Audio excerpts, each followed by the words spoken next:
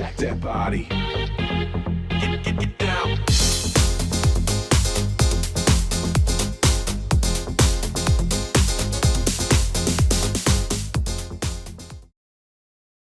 Hello, welcome to ADSR Pro with me, Mike Smith. I'm going to do some basic tutorials for the novice user and beginner to Cubase. I'm going to try and keep it simple, so it's not necessary, it doesn't really matter which version of Cubase you're running. Yes, some things might be different, but we'll try and keep it as simple as possible. So what I'm going to do is just create a basic loop using samples, and I'll probably do something similar using the Groove Agent, something like that. So I've just got some basic samples, so let's start with a kick. I'll just drag that in. I'm going to change our quantize setting to quarter notes, and what that does is basically it allows our kick to snap to the quantize value, so we should get 4 beats to the bar, which is what we want our kick drum to be. And I'm just copying these across, so I'm dragging, holding down the Alt button, and you see the little plus sign appears. So select them all, drag them across, hold down the Alt button, and there you go. So there's our kick. Now let's just have a listen to that. I'm just going to turn that down as well. In fact, I'll just turn the master down.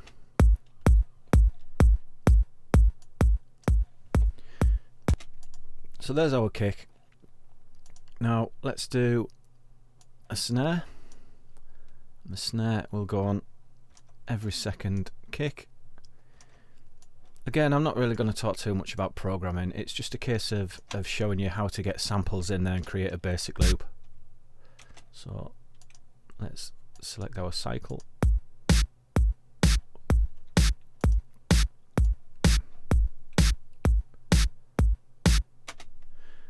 We can let's change our quantize to 8, and let's put like an extra little snare at the end there.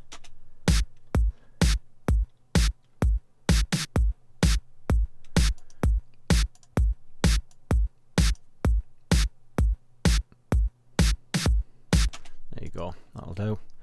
And let's have a closed hat. And what I'll do with this one is I'm just going to put 2.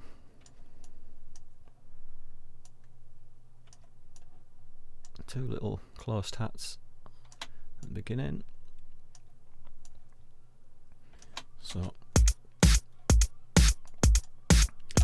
and let's have a open hat in that gap. So that is a very basic 4 to the floor pattern.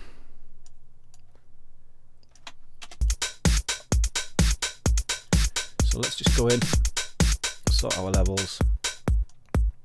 Obviously our kick's running silly amounts of hot, so let's bring that down a bit.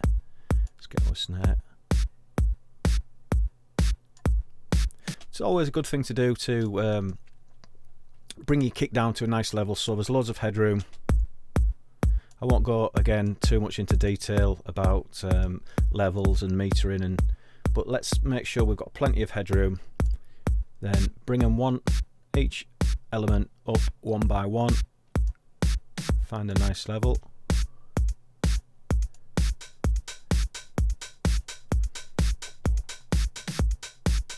So that's a basic drum loop, simple as that. What we can do is we can bounce all of these down to make a loop. We'll keep them like that for now, just to so you can add and move things around.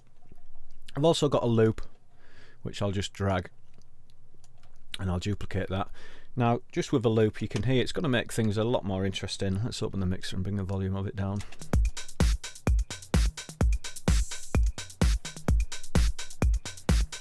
So we've made quite a complex loop there, and it's taken us a few minutes, you know, nothing exciting. What we could do is go in and EQ all of these and make them sound, you know, nicer and so on, which again we'll probably do in another tutorial. But with regards to using samples, you can see here there's maybe like little bits of noise just at the end of each sample. we should have maybe done this on each individual sample to start with, but if I highlight them all now, let's make sure I've got them all. There we go. And let me zoom in. Now you can see there, when I hover over, there's a little triangle at each corner. Well, what I can do is I can actually drag that across, and that basically does like a little volume change, a little volume transition. So it just stops any little audio clips. So again, it's just a little bit of housekeeping that's it's worth doing, because you will find when you're using samples you will get some little glitches every now and again, and you'll wonder what it is. So, and if you just do just something like that, let's just roll the volume off a little bit on that one.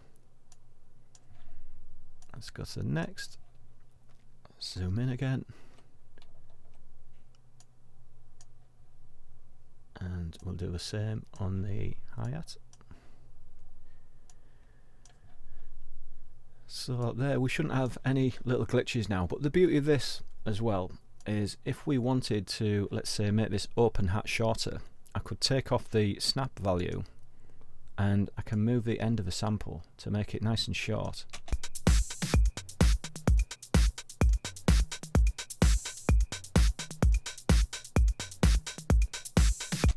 So really handy, again for many different reasons. Let's just zoom in. Let's just use one section. Let's turn the snap back on, otherwise it won't snap. Let's zoom into that first section and show you different ways of using this to your advantage. So what we can do is, let's say, select the first ones of these and zoom in a little bit more. We can decrease the volume of the first hit. Could maybe make it a little bit shorter. Oh, again, let's turn the snap off. Could maybe make it a little bit shorter. So you can hear there now there's a little bit more swing to it. Now with regards to swing as well, what we can do is, now that our snap value is off, we can actually move these samples just slightly out of time. Let's zoom right in so you can see there now it's not hitting. And again, that's creating the all-important swing in a groove. Now that is the most important element of any drum loop, to get that groove. If everything's really static and everything's on a perfect quantized value, you don't get that groove and swing. So let's have a listen to that in context now. So open it up a little bit so you can hear them. So there's a bit of swing in there, and we can do the same. Let's do the same with our snares. And just slightly put them out of time. These ones will maybe move forward.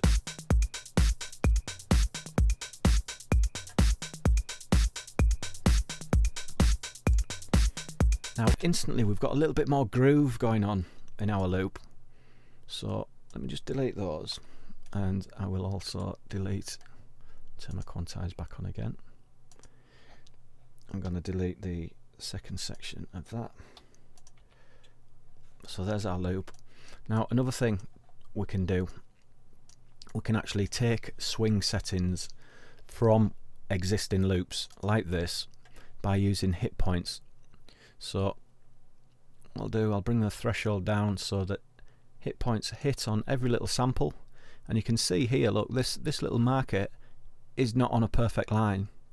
Actually the majority of those are, but what we could do from this would be to create groove, and what this does is create a groove quantize for hit points. So if I select that now and I go back, let's say I wanted to put some quantize on these, you can see there now it's automatically created a setting. It'll be at the very end of my settings. There you go, loop 128. So now if I select that and press, the samples will have moved ever so slightly. Obviously if we had a different loop in there that had loads of swing on it, we could take that swing and apply it to any one of our samples. So that's really it, sort of covering this with regards to using samples. So let's do something similar. I'm just going to create a groove agent. I'll I'll use a Groove Agent 1 because the chances are you'll have this in your version of Cubase. And let's just load a electronica kit. So now what we're going to do is replicate our audio samples in MIDI.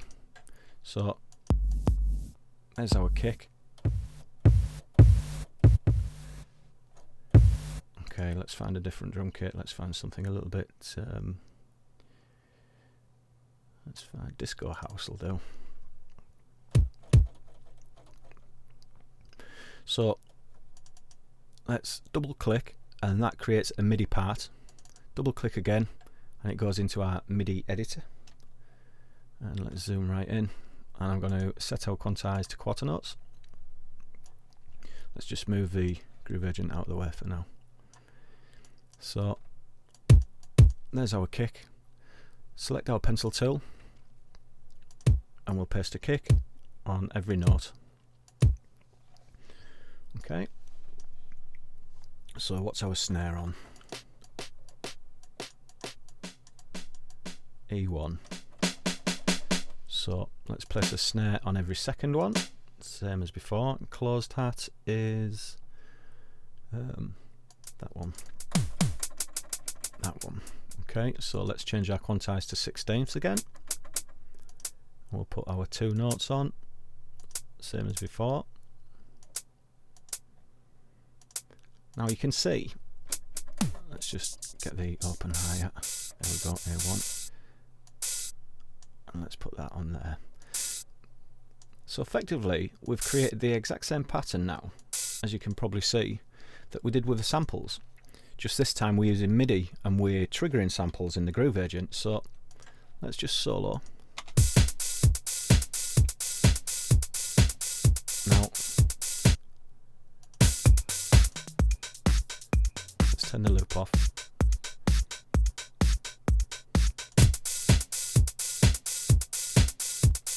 Same thing, obviously, as you can hear now, we're just triggering different samples. So the good thing with Groove Agent is these samples that we had, we could actually replace these samples. So I believe we could just drag our kick. Oh, let's go to that. Let's just move that across. That's our kick. So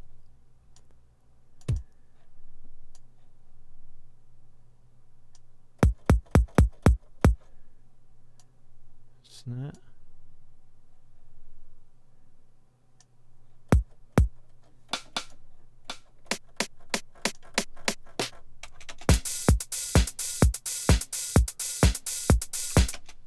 Let's have our open hat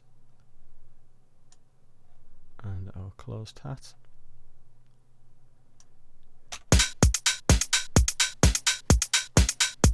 So there you can see now we've replaced the samples from this drum kit with our original samples, and so we've got the same thing. Just again, this allows you to do a little bit more. You can change the filter of each one, pan it in here, change the volume of each sample, select different outputs to go within your mixer, which would be similar to how we've got our samples. You can see each sample is on a fader. So many different ways of getting to the same place depending on how you like to work. MIDI's great because you can do loads with the MIDI. You can adjust velocities and pan and of each sample, so we can, just being rough here to give you a